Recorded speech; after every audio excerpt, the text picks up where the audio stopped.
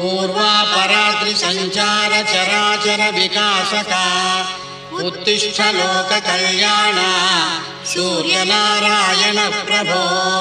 सप्तास्वरस्विरध संतत लोकचारा श्री द्वादशात्मक मनीय त्रिमूर्ति रूपा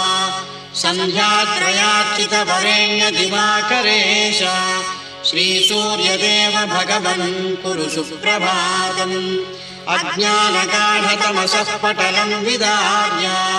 ज्ञानातपेन परिपोषयसीह लोकम्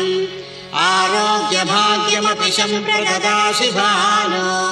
श्री सूर्यदेव भगवन् कुरु सुप्रभातम् छायापते सकलमानवकर्म साक्षिन् सिंहाक्षरास्यधिपपापविनाशकारिन् पीडोपशान्तिकर